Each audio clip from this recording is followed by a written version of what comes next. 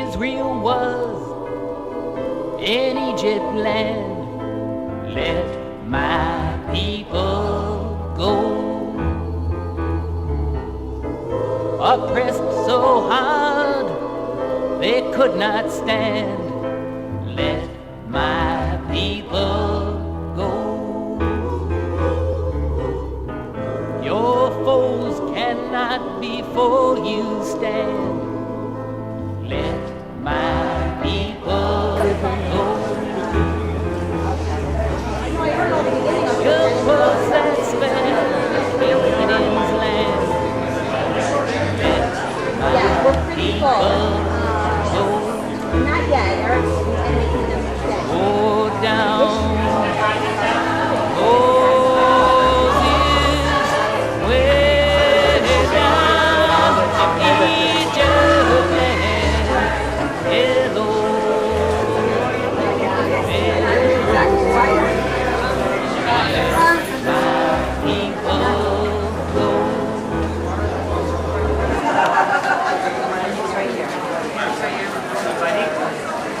Sponsors, so we now have 33 co-sponsors.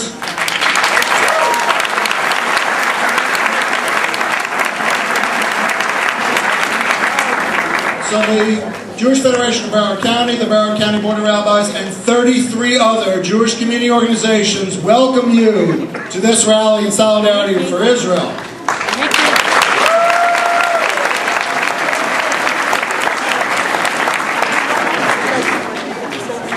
I am sure that everybody's excited, looking forward to hearing from our speakers and hearing songs and participating. I ask you, as a matter of housekeeping, 2 minor requests. Thank you very much. Perfect example number 1. If you've got a cell phone, put it on vibrate, turn it off, put it on silent. Happening in Israel and the fighting in Gaza, I'm sure everybody will understand and accept that.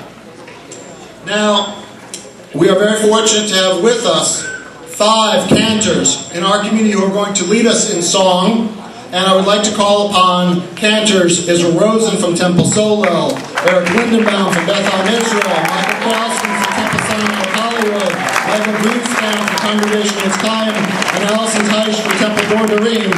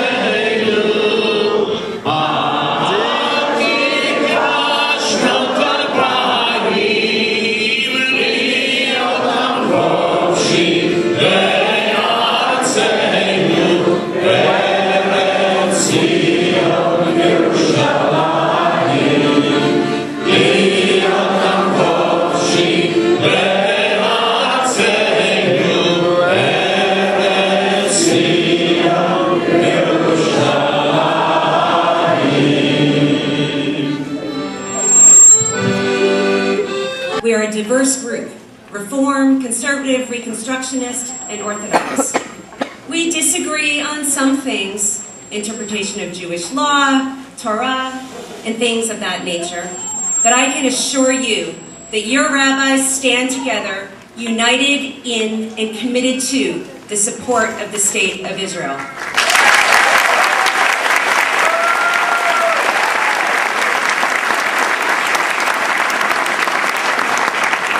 I have a close friend who told me that his father in Israel is distraught.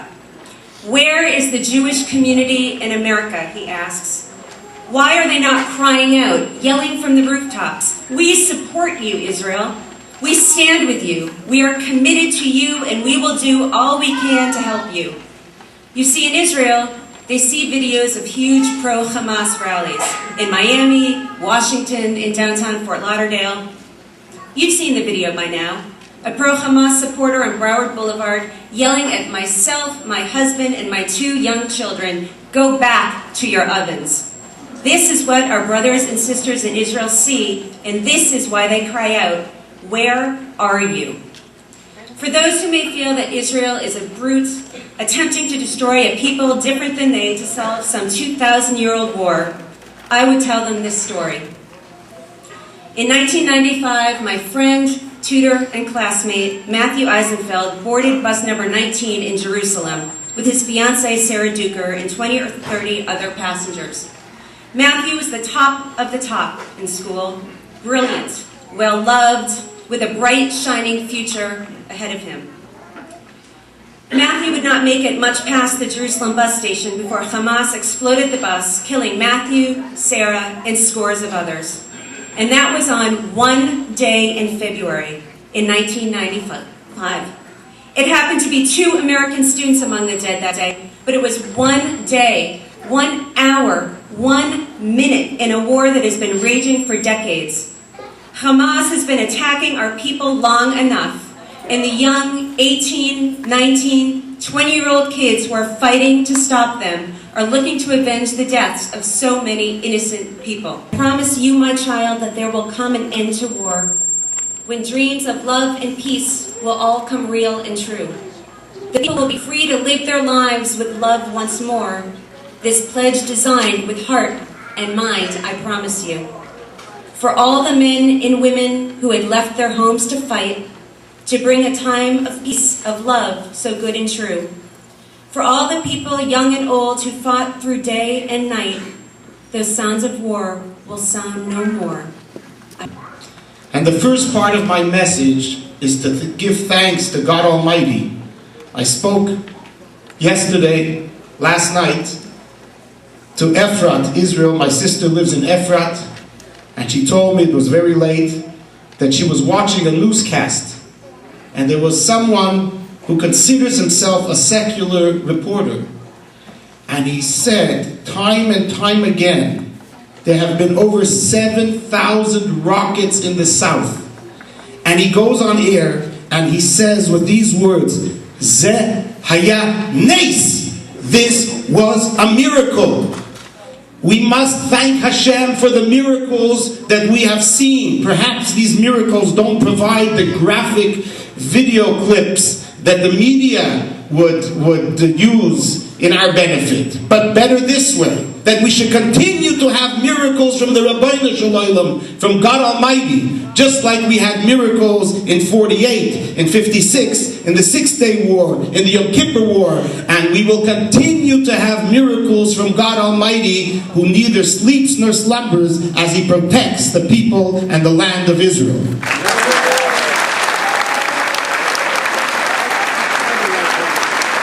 Show you, says Hashem, Neirot Shel Tzion. If you light the Shabbos candles, I will show you the light of Zion.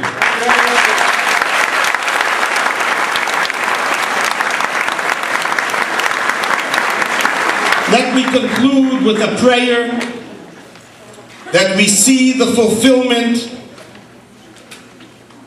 of the final halacha, the final law, in the Mishnah Torah of the Rambam Maimonides.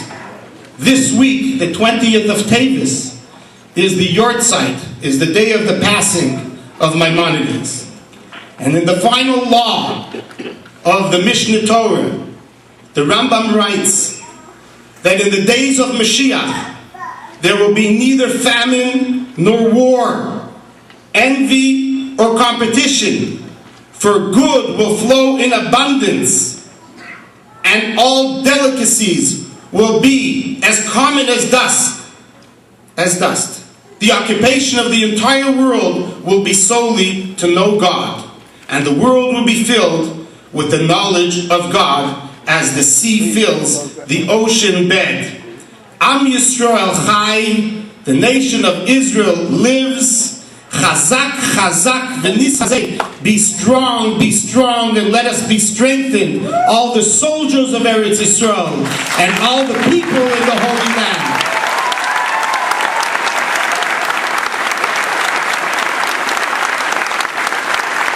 And let us unite in one prayer. Please repeat after me. Shema. Yisrael. Adonai.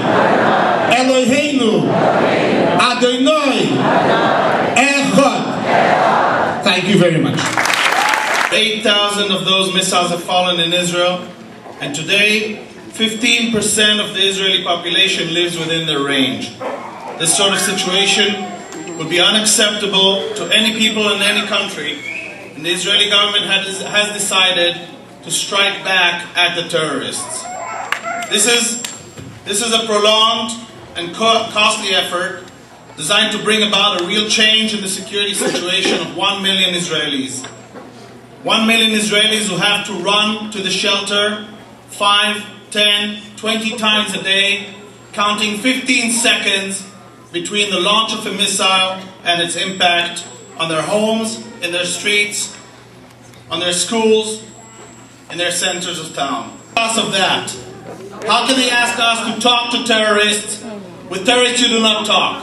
They're not looking for a pact, they're not looking for an agreement, they're not looking for coexistence, they're certainly not looking for peace. They're looking for a one-state solution only. And when people who come to you and say, I want to kill you, you only can defend yourself. That is the only thing you can do.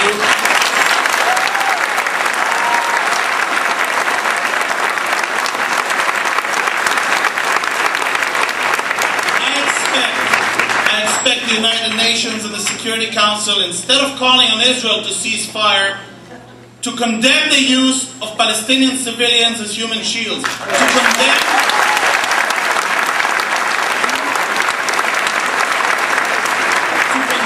the people of Hamas who are selling humanitarian aid to their own people for money to get more missiles from Iran. We must thank the 11 members of the Florida House of Representatives of the Jewish faith. But we must also recognize, just as importantly, this would not have been possible without the dozens of pro-Israel Christian legislators who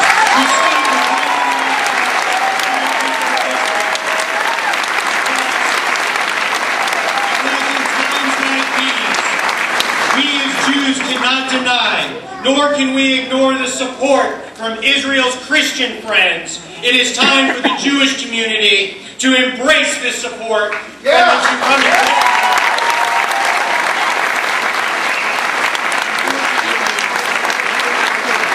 Unfortunately, there's another side to this story.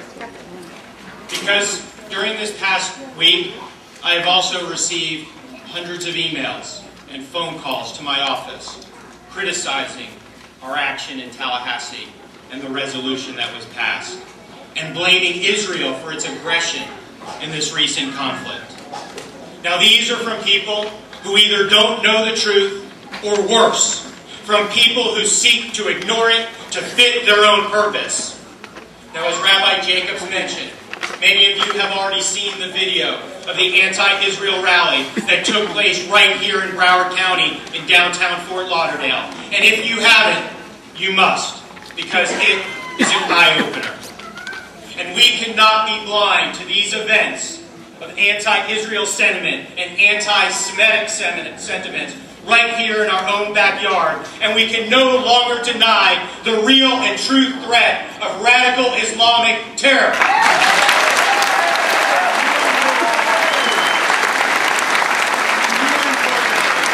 We cannot ignore the intentions of Hamas and other radical groups who not only want to see Israel wiped off the map, but who would rejoice at the destruction of the Jewish people. But friends, what frightens me most are the apathetic and disengaged members of our very own Jewish community who are sitting on the sidelines as if this doesn't matter to them, as if they are disconnected somehow from the state of Israel, as if they are immune from these events. They don't seem to understand that the future safety and security of Israel is so important. It is critical. It is vitally linked to the future of the Jewish people here in Florida and throughout the world. And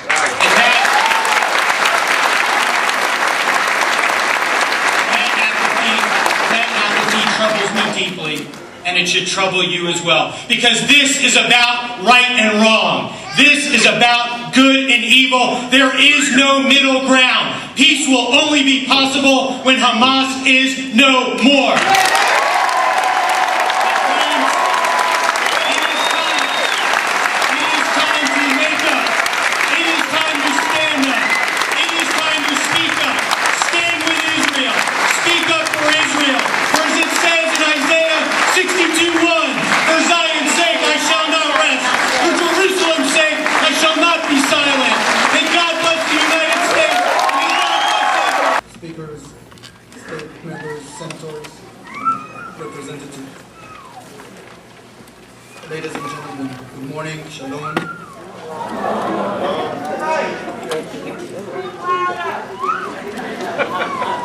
Excuse me, I'm not a professional speaker, I'm a professional soldier.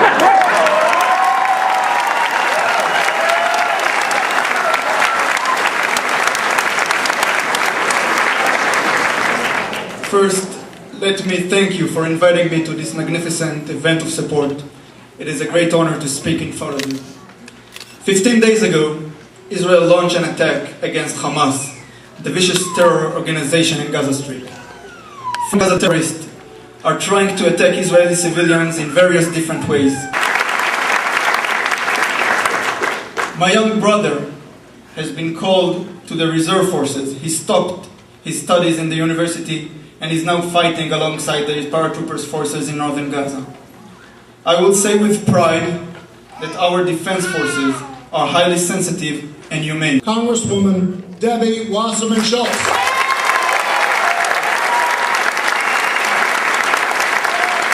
Good afternoon. Thank you.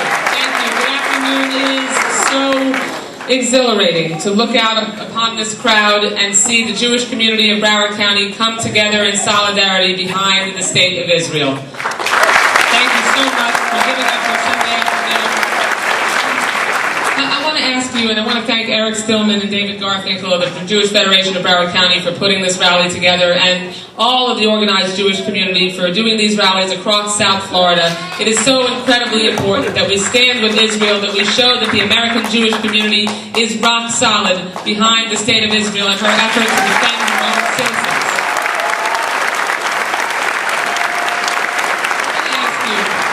I want to ask you to imagine this with me.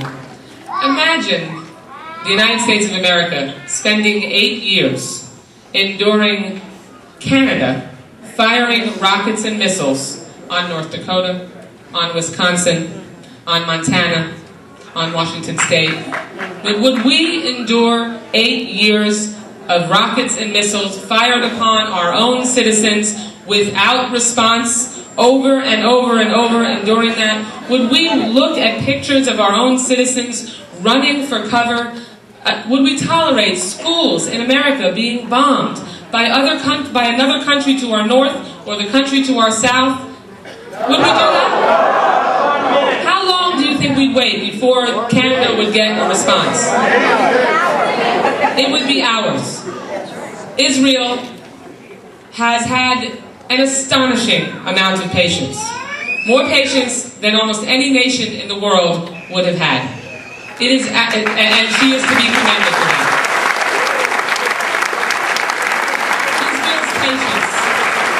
Israel's patience is evidence of just how badly she wants peace. Just how badly her citizens want the violence to end. Make no mistake, there is no one to blame for this violence than Hamas, more than Hamas. No one. Hamas is exclusively to blame for this violence. They could have peace today. Today, there could be a Palestinian state and the State of Israel living side by side, but time and again, the Palestinian terrorists have rejected that opportunity and have chosen violence over peace. Well, now it is Israel's turn to make sure that she can protect her people and protect her people. She will. You won't get lost in the wilderness. Let my people go. With a lighted candle at your breast. Let my people go down